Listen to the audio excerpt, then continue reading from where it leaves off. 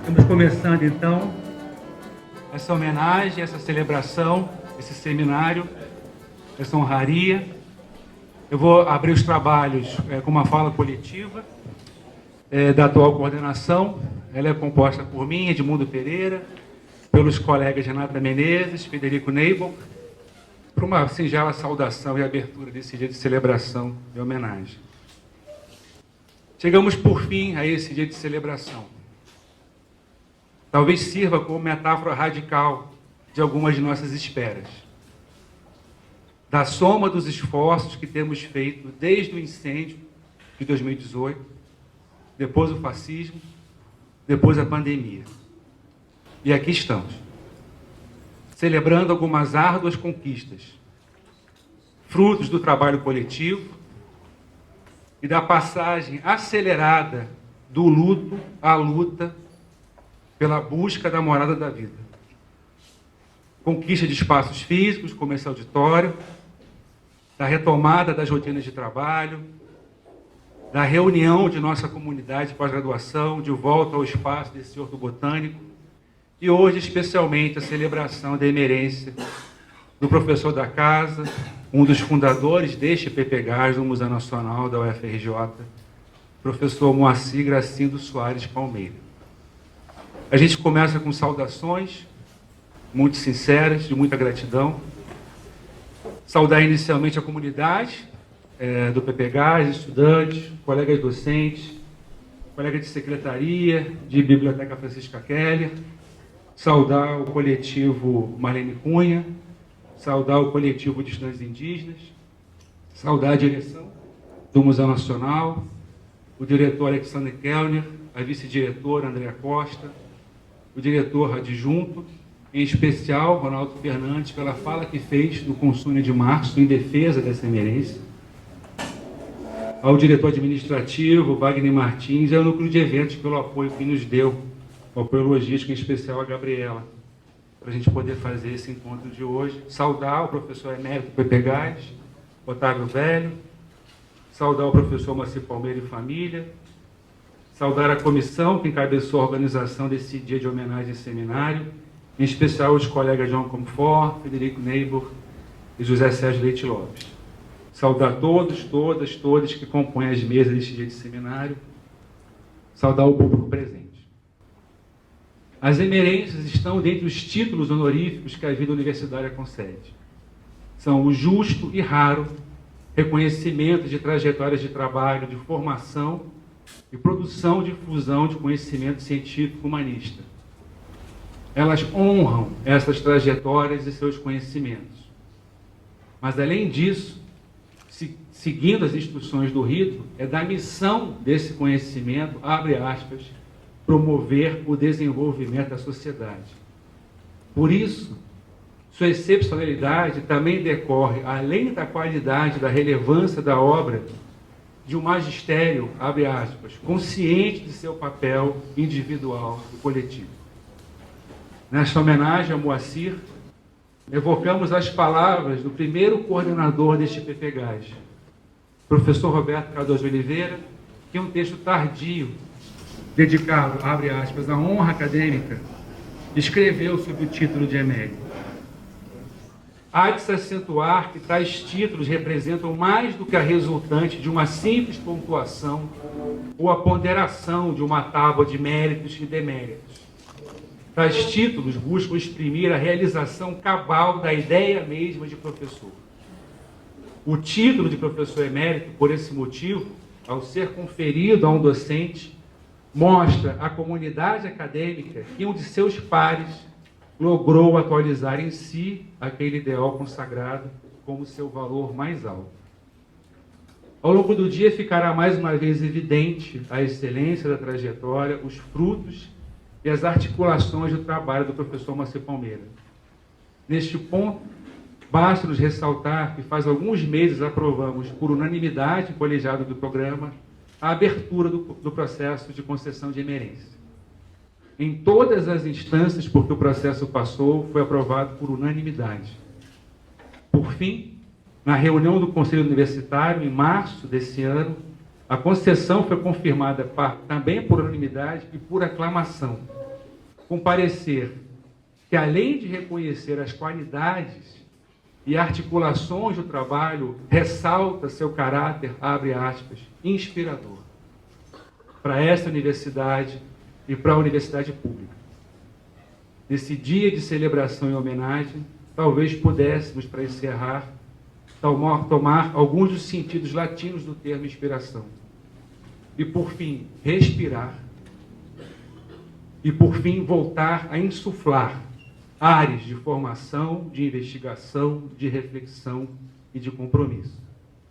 Parabenizamos com muito orgulho o mestre, o colega, e desejamos a todos, todas, todos um excelente seminário. Muito obrigado.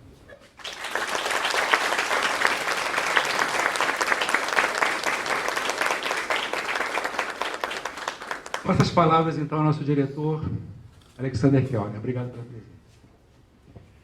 Bom dia! E para completar o bom dia, eu vou até levantar e cair mais uma vez nessa armadilha. O que eu posso falar depois dessa brilhante apresentação de um antropólogo?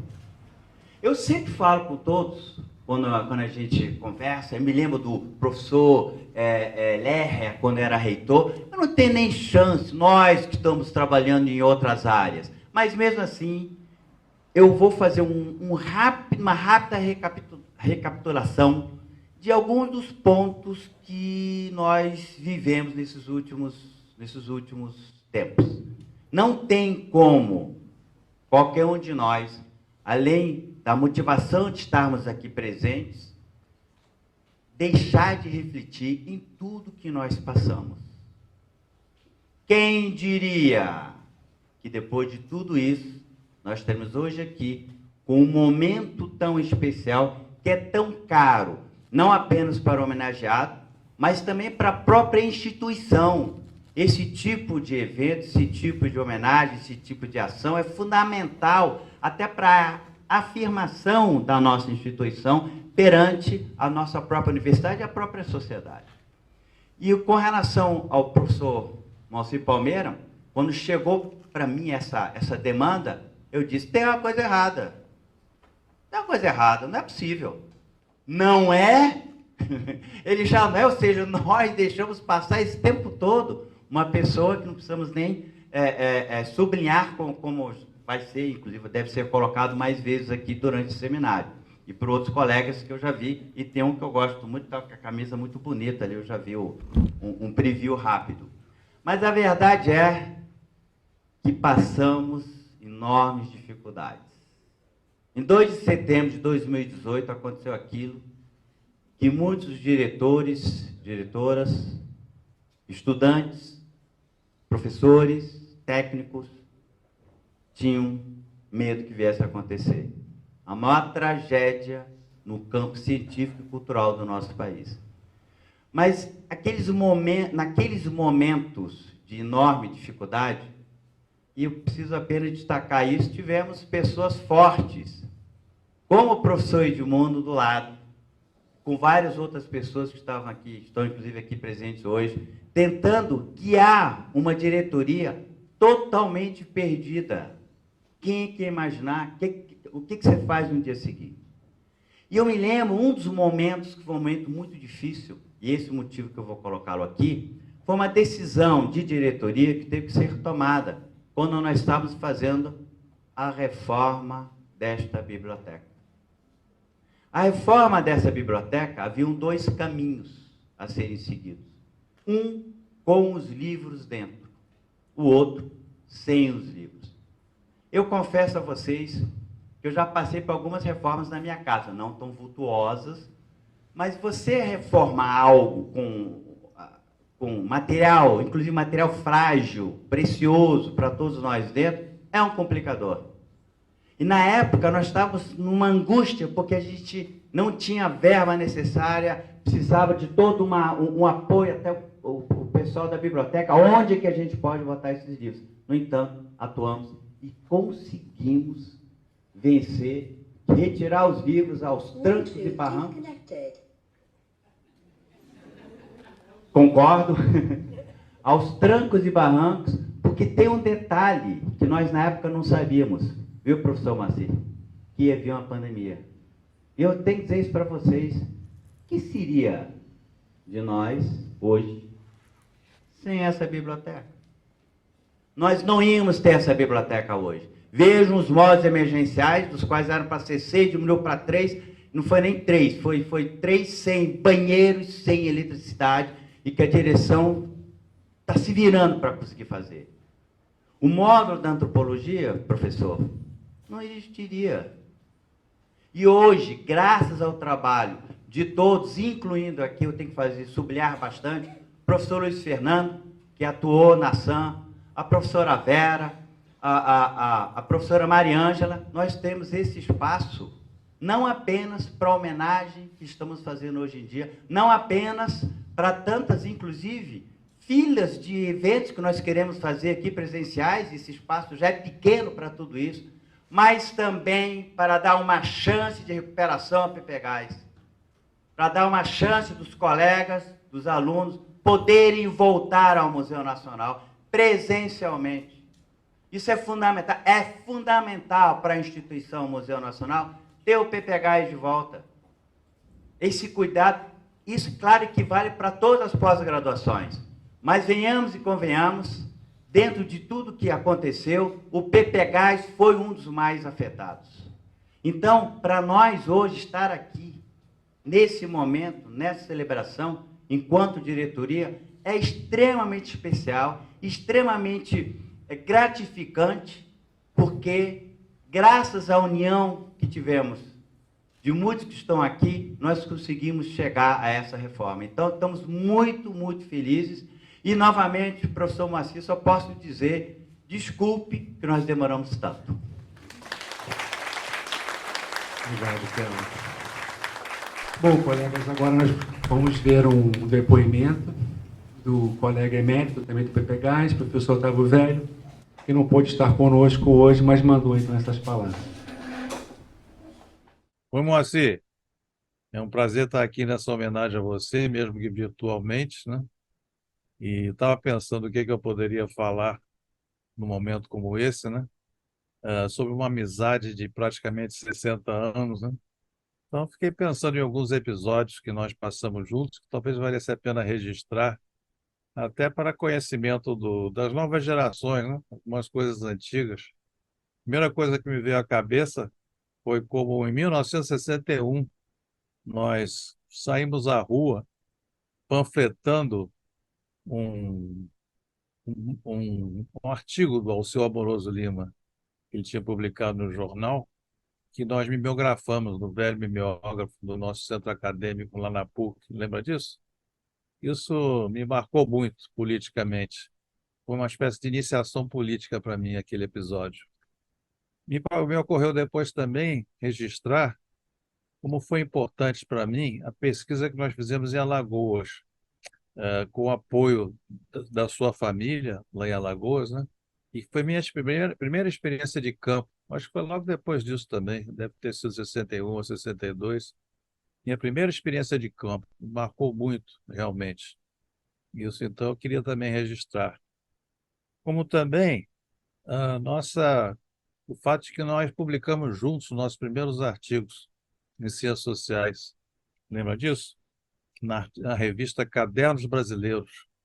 E aí eu acho bom chamar a atenção como é que o seu artigo já era centrado na questão da política, o que talvez leve a complexificar a ideia da passagem de emprego para a política, porque a política sempre foi muito central para você, desde praticamente a nossa adolescência.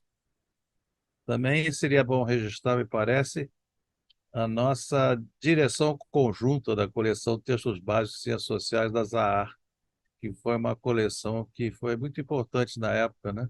E que nós fizemos também com entusiasmo juvenil, né? Com o apoio do Jorge Zahar, nosso editor. E já no PPGás, eu gostaria de registrar, né?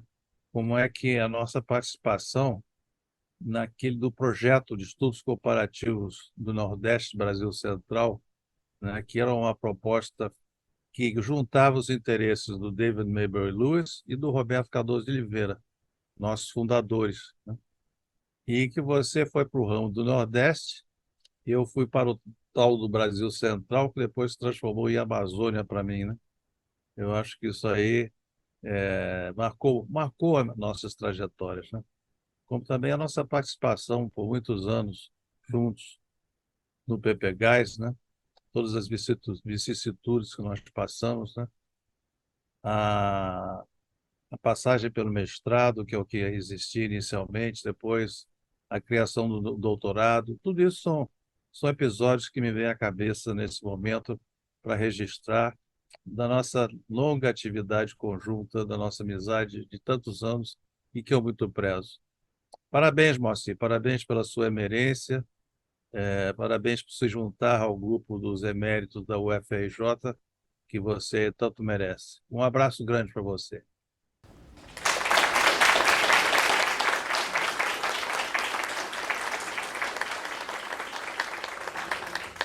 Obrigado, Otávio. Bom, colegas, estão abertos os trabalhos. A gente encerra, então, essa pequena mesa de abertura. E agora vou convidar a colega Renata Menezes, que vai fazer a mediação da primeira mesa de trabalho chamada Plantation Canavieira e suas transformações. Muito obrigado, um bom dia.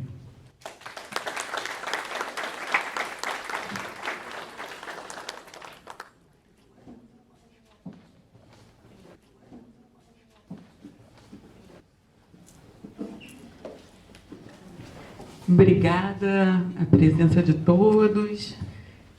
Bom dia a todas, todos e todes. Vamos dar a sequência às atividades do dia de hoje. Um grande dia para o PPGás, o Museu Nacional, a UFRJ e a Antropologia Brasileira, com a segunda mesa do nosso evento, que é intitulada A Plantation Canavieira e suas transformações. Eu vou convidar para participar comigo dessa mesa o professor José Sérgio Leite Lopes, do PPGás, do Museu Nacional UFRJ.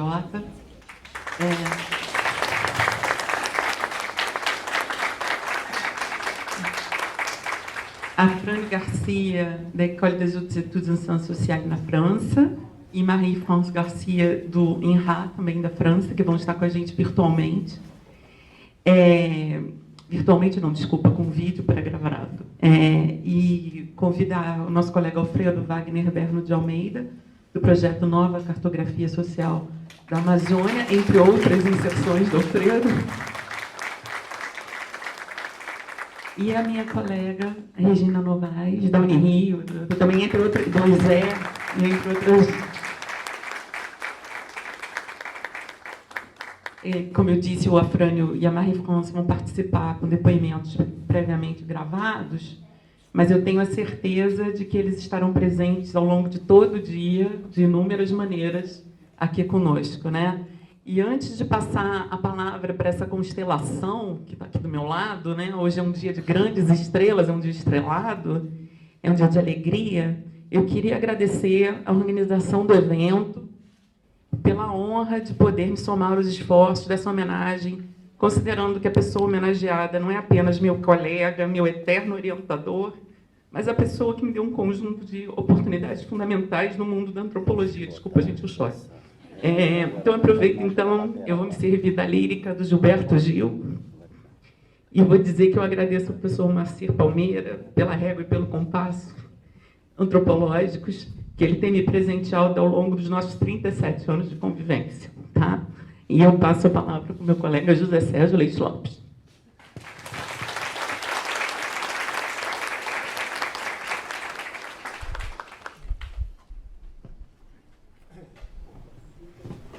colegas, é um prazer muito grande, uma emoção, né, de estarmos aqui reunidos, né, em torno dessa homenagem ao professor Moacir Palmeira. Praticamente um primeiro encontro presencial, né, depois da pandemia, depois das tragédias pelas quais passamos, o incêndio do museu, né, o governo fascista do governo que passou, e, enfim, com todas as pressões que sofremos nesse período, é muito bom estarmos aqui reunidos nesse salão novo, né, e nesse prédio reformado. Então, vou começar a minha fala, que foi... Eu combinei com os colegas Afrânio e Marie-France, que fazemos parte da primeira turma de... os mais velhos, né, sobreviventes, participamos do primeiro trabalho de campo, primeiros cursos, etc., né? Então, fizemos um pouco uma divisão do trabalho entre nós, entre presencial e vídeo, né, de assuntos, né? Então, eu vou aqui falar em torno desse texto aqui, chato, assim, de leitura, chato, mas para controlar o tempo é mais seguro, né? Emoção, etc. Então, enfim, estamos aqui para celebrar, ao longo dessa jornada, Moacir Palmeira como professor, pesquisador e assessor sindical educacional. Nos parece que a sua atividade como pesquisador ocupa um lugar central na gênese de suas motivações e atividades profissionais. A trajetória de Moacir demonstra, desde a sua graduação na Escola de Sociologia e Política da PUC do Rio, uma tendência precoce para a pesquisa. Isto aparece por sua vontade de trabalhar como auxiliar de professores na aplicação de questionários e entrevistas, desde logo o primeiro ano de graduação, né? E isso também se mostra quando oferece o seu conhecimento do campo de Alagoas, seu lugar de origem, para uma pesquisa sobre migração coordenada pelo padre Ávila, professor da PUC na época, né, que o Otávio acabou de mencionar, né? E também pela oportunidade de ser selecionado, como outros colegas de turma, para fazer uma especialização de 1 ano, concomitante à sua graduação na Sociologia da PUC, né, na Universidade da Bahia, com o Tales de Azevedo, né, que coordenava, então, um curso de especialização que terminava com a monografia empírica original. Moacir pertencia a um subgrupo de colegas precocemente voltados, desde o início da graduação, para a prioridade da profissionalização nas ciências sociais. Por isso, ao fazer trabalhos voluntários no Centro Latino-Americano de Pesquisa em Ciências Sociais, né, que abrigou o programa nos seus primeiros anos, né? Hoje em dia, a gente passa pela Rua Dona Mariana, não acha mais aquela casa, né, enfim, moderna e acolhedora naquele momento, né? E porque deve ter um edifício ou um estacionamento, né? Enfim, então, no Centro Latino-Americano, com o Manuel Diegues, Moacir soube do oferecimento de uma bolsa do governo francês para engajamento numa pesquisa sobre a América Latina a ser realizada no Instituto de Altos Estudos da América Latina da Universidade de Paris. E prontamente se inscreveu. A pesquisa lá não se concretizou, mas a bolsa foi convertida em um doutorado de 4 anos. Assim é que sua tese de doutorado, a ser feita em Paris e sem a proximidade do trabalho de campo desejado, se voltou para o estudo da literatura sobre a questão agrária no Brasil. Da pesquisa sociológica almejada sobre as relações sociais no campo brasileiro, implicando em pesquisa empírica direta, a tese passou a uma sociologia da produção intelectual sobre a questão agrária, polarizada desde os anos 30, num debate sobre a natureza do latifúndio e dos paradoxos da existência de características simultaneamente capitalistas, feudais e escravistas na ordem social do campo. O afastamento proporcionado pelo doutorado no exterior contribuiu para essa leitura distanciada e objetivada da literatura sobre a questão agrária, literatura essa que alimentava controvérsias políticas candentes no Brasil, né, no início dos anos 60. tais como a oposição de visões sobre a natureza feudal, capitalista, das relações sociais no campo brasileiro. Além disso, recorreu ao novo instrumental adquirido com autores franceses contemporâneos ao seu período de doutorado, para que efetuasse a leitura estrutural e posicional de uma configuração de autores envolvidos em um debate. Tal debate foi caracterizado através de uma visão não evidente do conjunto dos autores dispostos não somente nas lutas intelectuais do início dos anos 60, mas da reprodução de oposições equivalentes entre autores dos anos 30 e 40, né, cujas teses eram retomadas mais adiante. A construção coletiva de posições e oposições entre temáticas substituía a usual centralidade da apreciação dos autores individuais. A montagem da literatura em torno dessa controvérsia ocupou 3 das 4 partes em que se subdividia a tese. Enquanto eu passo a página aqui, eu falo que é uma tese mítica, né? Talvez a tese escrita em francês que tenha mais influência no campo intelectual.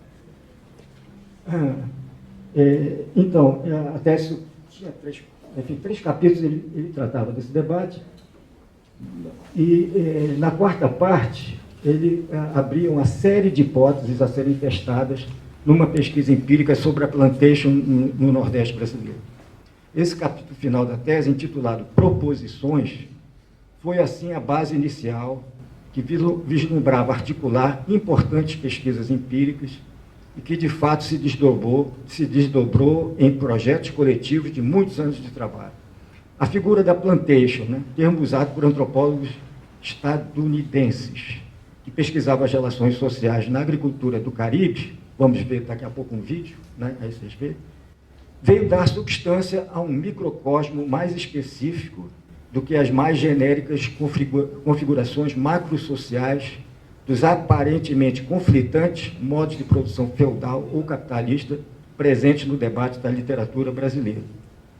No entanto, a leitura crítica respeitosa da literatura analisada também lhe deu elementos para compor suas hipóteses e para novas propostas de pesquisa, no caso, em torno das características empíricas do sistema de plantation. Apesar da carência de suporte empírico direto próprio, de referência que Moacir pudesse ter para visualizar o que era aludido pela literatura analisada, não seria negligenciável a sua experiência já incorporada da vivência das realidades sociais nordestinas desde a sua família de origem, que já havia alimentado seus interesses iniciais de pesquisa na graduação. Podemos supor que tais experiências foram levadas em conta por Roberto Cardoso de Oliveira ao propor a Moacir a coordenação do trabalho de campo na parte nordeste do projeto de desenvolvimento regional comparado Centro-Oeste-Nordeste, projeto coletivo com o qual o PPGás iniciou suas atividades de pesquisa, referida também pelo Otávio anteriormente. O retorno ao Brasil com uma proposta de trabalho intermediada por seu colega e amigo Otávio para o PPGás no Museu Nacional, que estava em seus primeiros anos de formação, foi uma circunstância decisiva para que as proposições de pesquisa lançadas na última parte da tese pudessem se concretizar. Na entrada como professor do PPGás, o título de doutorado muito contribuía, né, nesses inícios do programa. Moacir defendeu sua tese na Universidade de Paris em 1971, né, por sinal, o mesmo ano da defesa do nosso querido colega Roberto da Mata, em Harvard, né? Otávio Velho concluiu seu doutorado em Manchester em 1973 e os futuros professores do PPGás daquele período concluíram seus doutorados nos anos seguintes na USP. Gilberto Velho, em 1975, Geralda Seifer, 1976 e Lígia Sigol, 1977. Com sua tese defendida em 1971, como coordenador do trabalho de campo no Nordeste, do projeto original do PPGás, Moacir pôde recrutar alunos de mestrado desde o início de 1972 para fazerem trabalho de campo na área do Nordeste, né, cumprindo diferentes situações e posições sociais antevista desde o capítulo final da sua tese e por um trabalho de campo na Zona da Mata de Pernambuco desde 1969. Formou, assim, uma equipe de orientados e pesquisadores que, desde então, lhe ajudou em seguida nos projetos coletivos que veio a coordenar, incluindo gerações sucessivas. Antes de ir a campo em 1972 para a referida pesquisa, eu, com mais alguns colegas veteranos, tive a oportunidade de assistir à disciplina dada por Moacir no segundo semestre de 1970. Creio que se intitulava, acho que era o MNA, a rubrica, eu acho que era Pensamento Social Brasileiro, ou de Sociologia da Produção Intelectual, né? Cujo programa de curso, né, que eu perdi no incêndio, né, que estava na minha sala, naquele programa de 70, era composto com a literatura e com a construção de objetos de sua tese de doutorado. Na primeira parte do curso, líamos textos de autores que estão em sua bibliografia de referência na tese, Althusser, Bourdieu, Baudelaire, Foucault. E na segunda parte, tínhamos acesso ao debate que ele analisou, feudalismo, capitalismo no campo, assim como a proposição de ruptura desse debate, baseada na centralidade da plantation como sistema social específico em transformação a ser investigado. Destas duas partes contidas naquele curso, saíram trabalhos de alunos e colegas de docência, tanto na vertente de Sociologia da Produção Intelectual, está aqui o Alfredo, Afrânio e outros, né, mais adiante, outras gerações, bem como a parceria com Castro Faria, né, quanto também na de sociedades camponesas e classes trabalhadoras. Em torno dos cursos, havia o uso da leitura, a famosa leitura página por página, né, o aprendizado de um tipo de leitura treinada, praticada já em sua tese, e depois aperfeiçoada na leitura dedicada aos textos dos orientados. O depoimento de Marie France, em vídeo a seguir, né, vai desenvolver esse testemunho dela, dessa prática de leitura ensinada por Moacir aos seus alunos, né? Era um passo além da chamada leitura sintomal, na época se falava, né? Que hoje em dia a gente pode consultar no Google esse grande monopólio pernicioso, mas também, de vez em quando, útil, né? Está lá, leitura sintomal, vocês podem ver o que é. Mas o Moacir, em cima disso, aperfeiçoou esse negócio, entendeu? Então, assim, no período de crise de financiamento do PPGás, com o encerramento do financiamento inicial da Fundação FOR, o núcleo de pesquisadores em torno de Moacir puderam dar uma substância à busca de novos suportes a um projeto, enfim, através de um projeto composto de pesquisas etnográficas, dialogando com preocupações de técnicos e economistas governamentais críticos à gestão econômica da ditadura, né, envolvendo os temas do emprego e migração no Nordeste. As negociações com a FINEP a esse respeito redundaram em financiamentos e uma pressão da parte do Ministério do Planejamento para a contratação de professores antibolsistas instáveis, né, como a gente conhece, pela UFRJ. Houve, assim, uma feliz sincronização entre a intenção nascente na FINEP de se apossar do FNDCT, esse Fundo, né, de Desenvolvimento Científico, que nasceu no BNDE, na época, e ampliá-lo, incluindo as ciências sociais e a necessidade de sobrevivência do PPGás.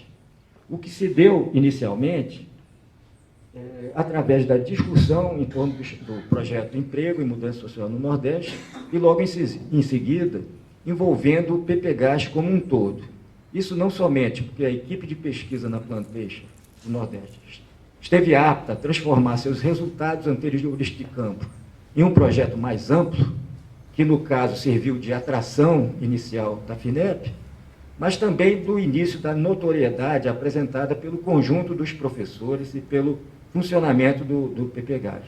Esse projeto continuava os estudos já iniciados sobre a Plantation de Pernambuco para uma área de abrangência maior, assim como estendia seus estudos para situações sociais no semiárido e ainda em direção tanto das grandes cidades quanto da fronteira agrícola mais ao norte. Foi construído o instrumento de recorte de objetos que foi denominada por nós de situações tipo. Era uma proposta de legitimar o estudo de uma diversidade de microconfigurações sociais em diálogo com a perspectiva macro, né, e estatística dos economistas que nos estavam apoiando.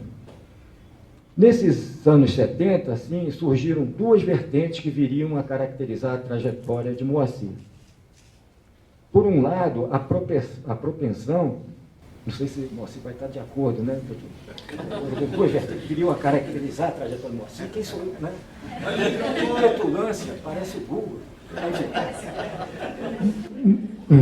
Por um lado, a propensão e aptidão a coordenar sucessivos projetos institucionais coletivos numa verdadeira atividade de pesquisa permanente, né? Na época se falava em revolução permanente, né? Mas no caso Moacir foi adepto da pesquisa permanente. Por outro lado, né, o aprofundamento das relações pesquisador-pesquisado, levada a limites inusuais nas características políticas da ditadura em seu auge, né? Isto, numa área de importantes lutas sociais antes de 64, levou Moacir da empatia e do respeito no trabalho de campo em direção a um trabalho mais próximo desses pesquisados, assim, que estavam já em um trabalho de representação sindical, etc. Então levou Moacir em direção à assessoria sindical nacional dos trabalhadores rurais entre 1977 e 1990, como se verá na parte da tarde da jornada de hoje. Isso foi resultado da descoberta, entre aspas, desde o início da década de 70, do vigor do movimento sindical na região do Nordeste, que se manifesta, na região de Pernambuco em particular, se manifestava na luta pela aplicação de direitos, embora isso estivesse, então, invisibilizado no campo político e no campo intelectual da época, como foi analisado em seu artigo Conflitos de Classe em Regime Autoritário. As atividades na assessoria do movimento sindical, que foram mais intensas nesse período, aí, entre 77 e 90, embora distintas das atividades acadêmicas, acabaram por alimentar a imaginação intelectual para projetos de pesquisa posteriores. Assim se deu com a observação do fracasso das candidaturas egressas do movimento sindical de trabalhadores rurais nas eleições municipais de 1988, né, naquele período do auge do movimento social, movimento sindical da época, né, nesse fracasso nas eleições, sugerindo a distinção e a inconversibilidade dos prestígios do campo sindical para o campo político, né? Isso motivou o projeto de pesquisa de uma antropologia da política, antevista a partir de categorias nativas, como a de Tempo na Política, né? Trabalho iniciado em parceria com Beatriz Herédia. O que resultou num projeto coletivo em rede, né, para o edital Pronex, de meados dos anos 90, que fundou nessa linha de pesquisa de antropologia da política, que vai ser detalhada no início da tarde, abrangendo várias gerações de pesquisadores.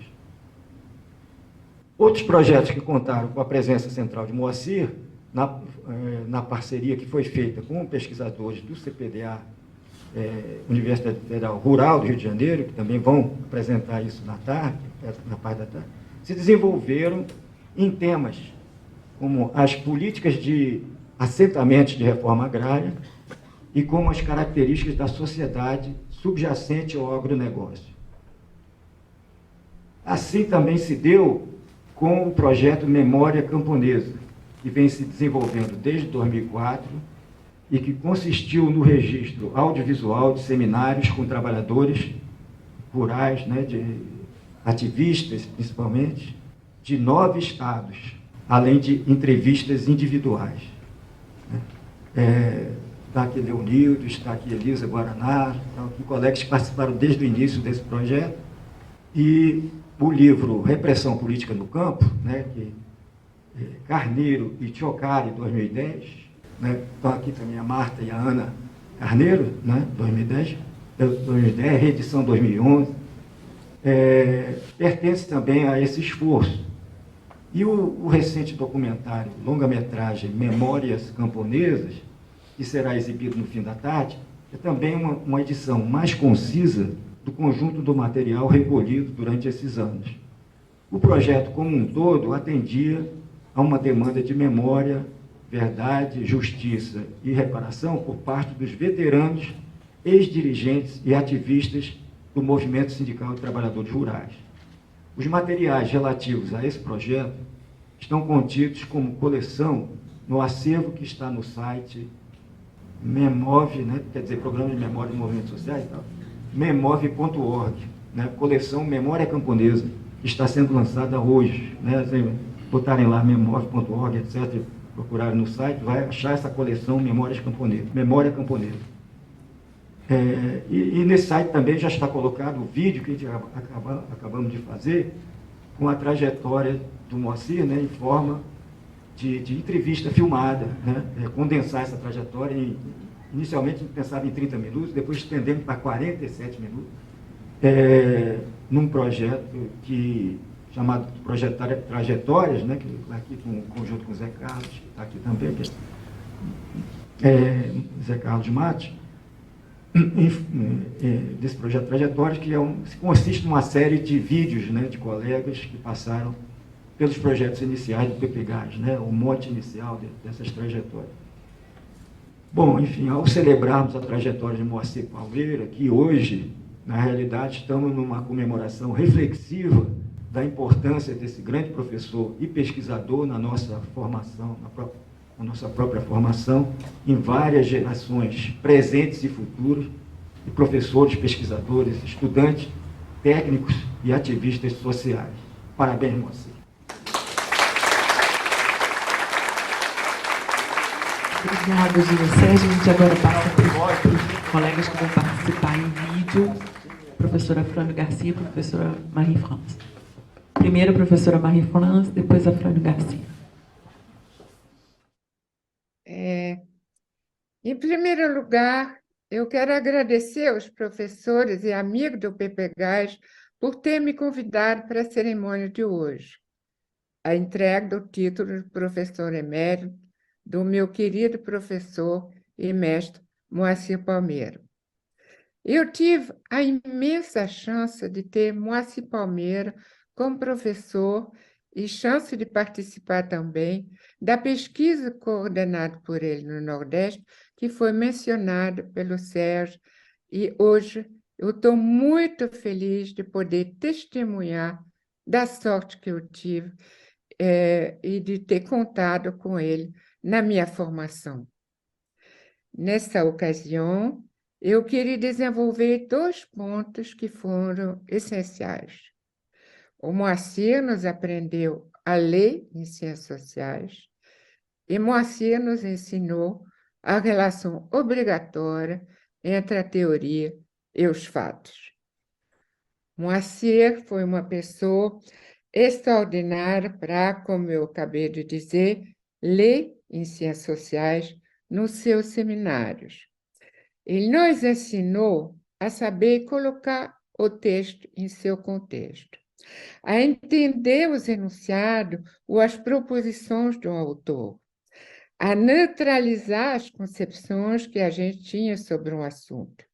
Em suma, Moacir nos mostrou que a leitura é um diálogo que obriga a se abrir para a diversidade, cada um com sua consistência própria. E, muitas vezes, nós estamos obcecados pela ideia de termos uma perspectiva crítica, e nem sempre nós dávamos toda a atenção para captar o sentido dos enunciados dos autores. E aí, como Moacir nos ensinou que o verdadeiro pensamento crítico nada tem a ver com a rejeição de modos de pensar diferentes do nosso. Para que se consiga ir além das formulações, ele mostrou que é necessário entender tanto a sua capacidade explicativa como os seus limites, o que implica o aprofundamento dessas mesmas formulações.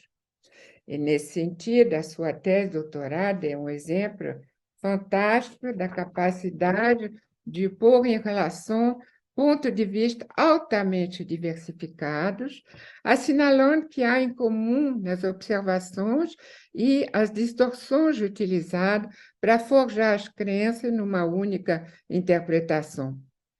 E, por isso mesmo, a tese finda por recuperar o conjunto das questões abordadas, construindo um conjunto de investigações que permita trazer à luz explicações mais pertinentes.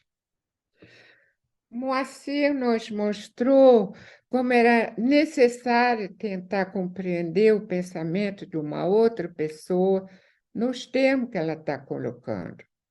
E, nesse sentido, é muito próximo de um dos princípios gerais da antropologia social, buscar a compreender o mundo social através das categorias nativas.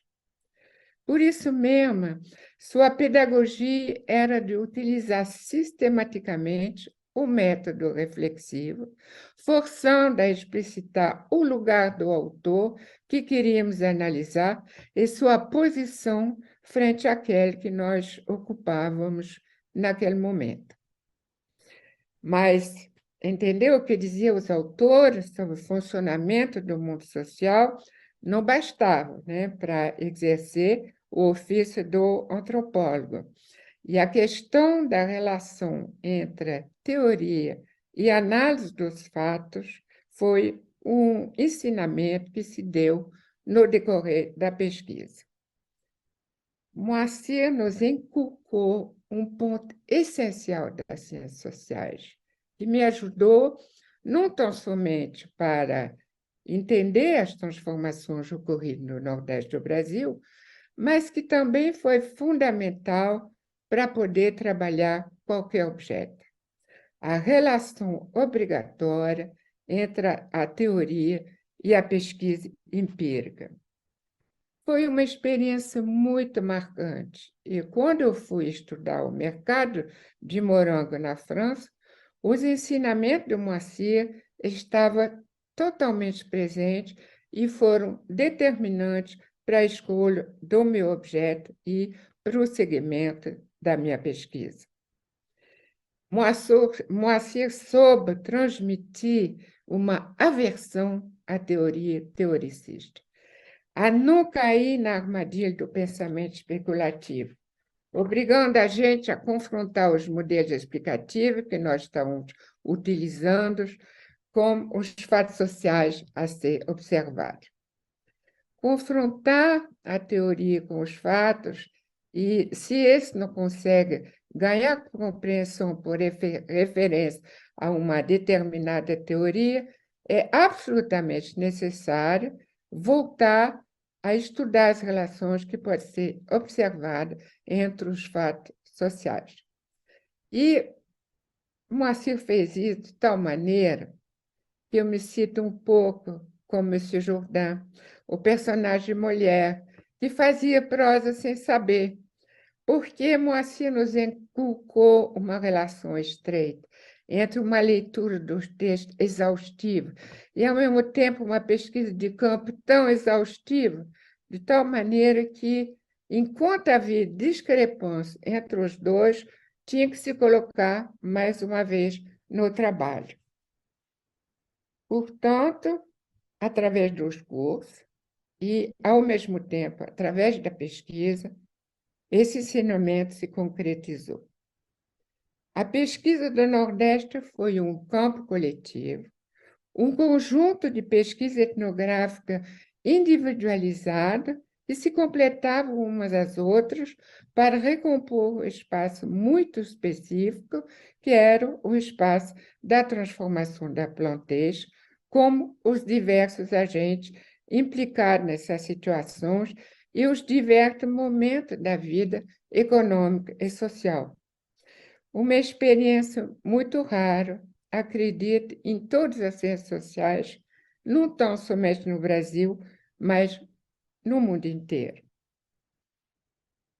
É preciso dizer também que essa pesquisa de campo foi uma experiência sui generis por acolher muitos estrangeiros, como Beatriz Herédio, Roberto Ringuelê, Luiz Maria Gatti e eu, estrangeiro ao país, à disciplina e formada em economia num pano de fundo neoclássico. Moacir teve a sensibilidade de deixar os alunos escolher os seus objetos de pesquisa, o que, para mim, foi fundamental. Eu estava extremamente intimidada pelo desconhecimento da língua, das temáticas que estava sendo abordada e do clima da ditadura militar que pairava nessa época no Brasil. Escolhi uma feira estranhamente situada no coração de uma usina, pensando que as práticas comerciais tinham um eco com minha experiência de socialização infantil na França. E isso estimulou a prática de produzir conhecimento social, simultâneo à tentativa de aumentar o autoconhecimento. O exercício da pesquisa empírica, em diálogo com a teoria que permite compreensão e com profundidade, também me abriu a possibilidade de adotar a mesma postura em situações sociais muito diferentes. E foi assim que as escolhas de pesquisa e a metodologia que eu empreguei quando voltei na França e fiz pesquisa se nutriram largamente dos ensinamentos da prática de pesquisa do Nordeste. A pesquisa do Nordeste é absolutamente inesquecível. E posso dizer que só vi uma dinâmica de trabalho coletivo semelhante depois no grupo do Pierre Bourdieu. Ela mesclava pesquisa de campo de cada um, dispersa na região, e reuniões periódicas para discutir. A gente se familiarizou com a realização de entrevistas, mas a preocupação da representatividade estatística era muito presente e toda a equipe participou de um censo de feira. Os encontros periódicos com Moacir Elige e nós, os alunos, alternavam o relato de cada um e, portanto, se nutria de múltiplas informações que nos permitiram situar melhor as lógicas sociais. Cada reunião permitia descobrir o perfil dos agentes sobre os quais trabalhavam os nossos colegas. Isso deu uma dinâmica de conhecimento extraordinária, porque permitiu a cada um de nós de levar em conta o conjunto de posições, de oposições e de hierarquias sociais que ali estava presente. Mas é preciso dizer ainda que esses encontros era também momento de muita descontração e de troca a respeito da nossa experiência do ponto de vista vivencial, da descoberta do ofício do antropólogo no campo. E era uma coisa também extremamente rica.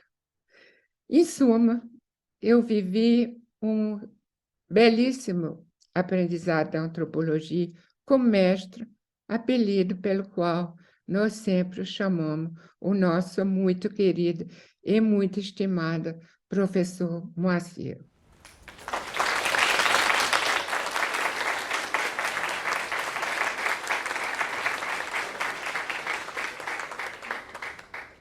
Eu queria exprimir a minha alegria e felicidade em participar da cerimônia de outorga pelo FRJ do título de professor emérito a Moacir Gracindo de Soares Palmeira. Como formularam José Sérgio e Marie-France, também eu aprendi a ler e assimilar um texto em ciências sociais com Moacir Palmeira e adquiri o gosto pela pesquisa empírica bem feita, condição indispensável para avanço teórico sólido. Mas aqui eu quero abordar uma qualidade reconhecida desse docente pesquisador, que é a sua habilidade política.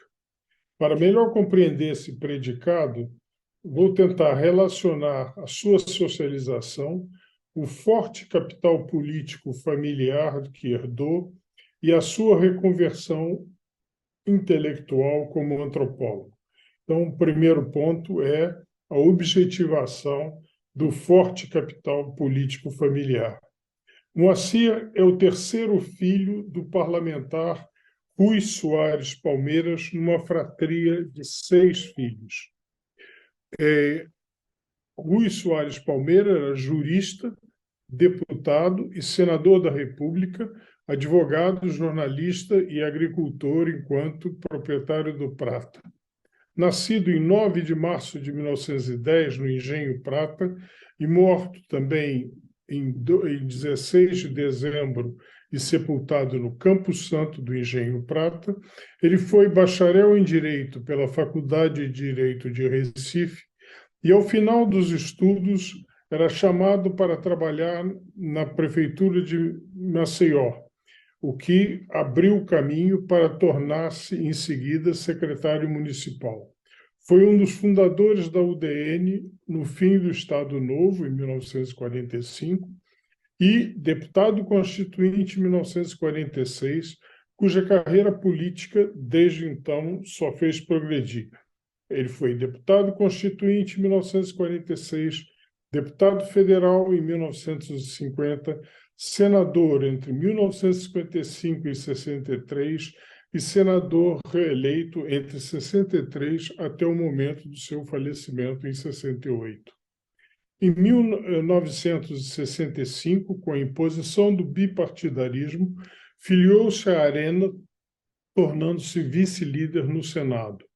Ele também, além dessas funções parlamentares, ele foi um organizador do Congresso dos Banguezeiros da Lagoa e atuou decisivamente na relação de recomposição entre usineiros e fornecedores de cana, e foi dirigente da Associação de Fornecedores de Cana em Alagoas. Bom, se o capital político do pai é evidentemente bastante consistente e importante, ele é descendente de uma linhagem de políticos de envergadura, ao menos desde o fim do período colonial. Rui era filho de Miguel Soares Palmeira Filho, nascido também no Engenho Prata, em 10 de outubro de 1865, também formado na Escola de Direito de Recife, onde ingressou em 1881. Foi deputado estadual e federal no Império, além de juiz de direito e advogado. Faleceu em agosto de 1921 e também ele foi enterrado no Prata. O bisavô tinha o mesmo nome do avô. Nascimento na fazenda Bracha Fria em junho de 1820 e tornou-se proprietário do Prata. Também foi formado em Direito em Recife e foi eleito em 1858 e 59 deputado provincial e também em 1864 e 65 e foi chefe político do Partido Liberal em Alagoas. Foi agraciado no final de sua vida com o título de Barão de Cururipe, mas não chegou a receber diretamente a comenda. Faleceu no Engenho Prata em 30 de nove de 1892. Assim, nós temos claramente um século de presença dos ancestrais de Moacir dentro da vida política alagoana. Mas poderíamos também falar de outros descendentes, pois Moacir era descendente também pela linha materna do Barão de Jequiá, que é nascido em 1795 e que foi filho de uma das personagens legendárias da Revolução Pernambucana de 1817 e da Confederação de Equador de 1824, que foi Ana Lins. Esse barão de Jequiá era irmão do Visconde de Sinimbu, que chegou a ser primeiro-ministro no Império.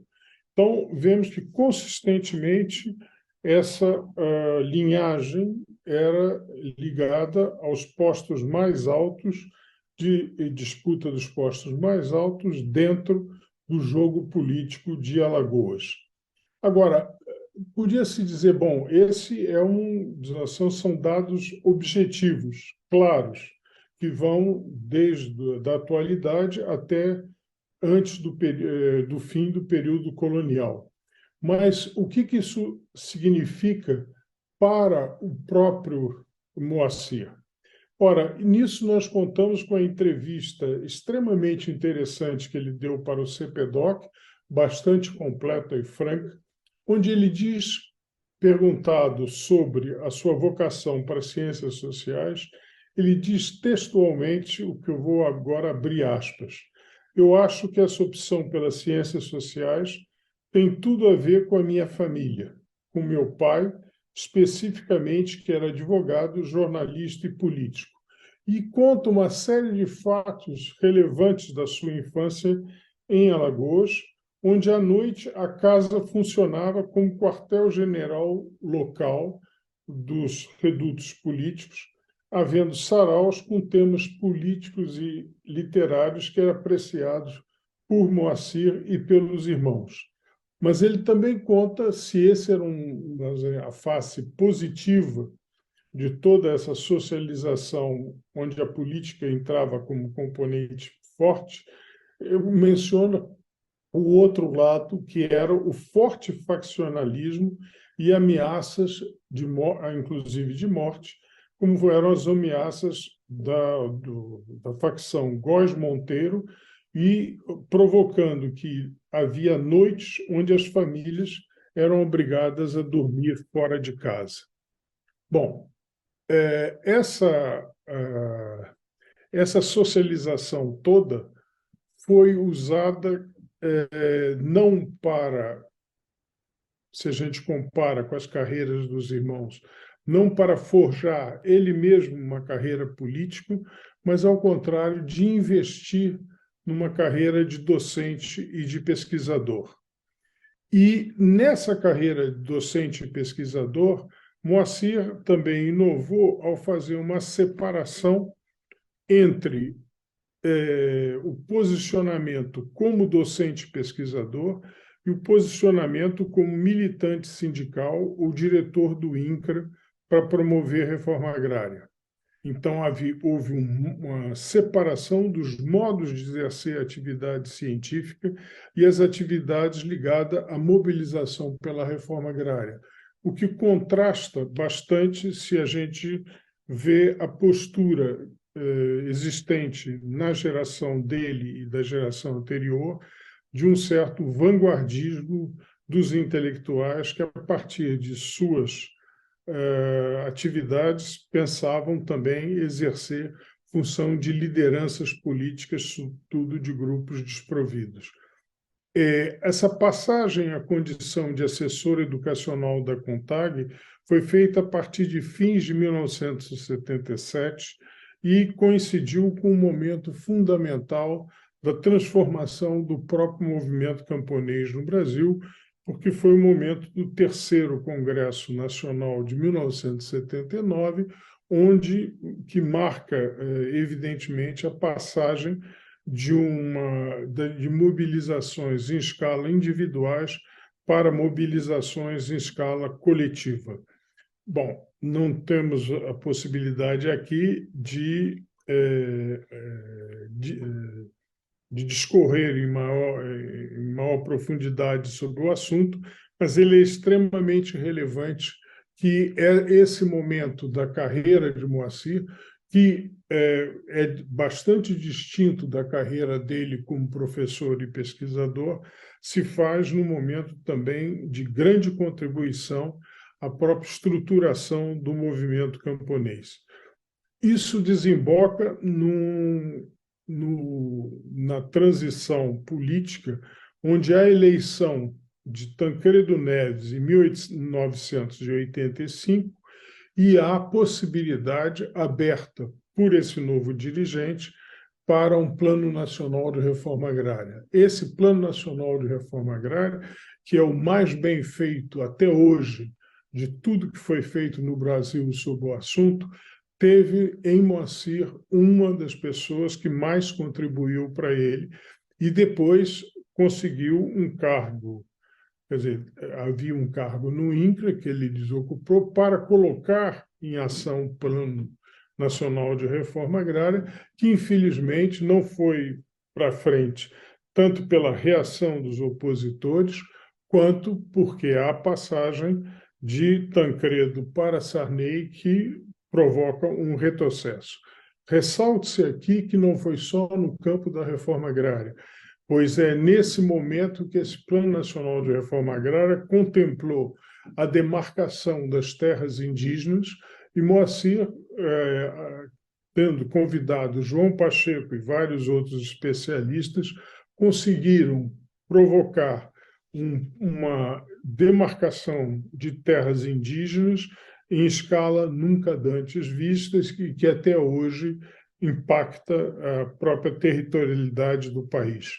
Bom, na saída do INCRA, há um retorno para o PPGás, e aí nós vamos ver não apenas não há até um raciocínio inteiramente ligado às atividades que exerceu durante esse interregno militante, mas há, ao contrário, uma tentativa, de novo, do Moacir de reconstituir uma rede de pesquisas e um novo objeto, e é aí que há a construção do núcleo de antropologia da política.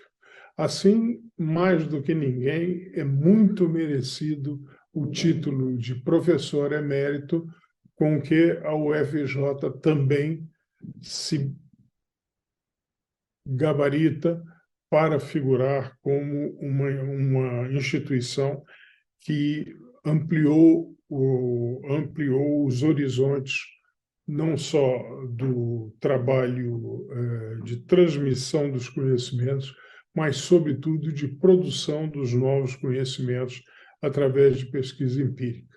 Muito obrigado.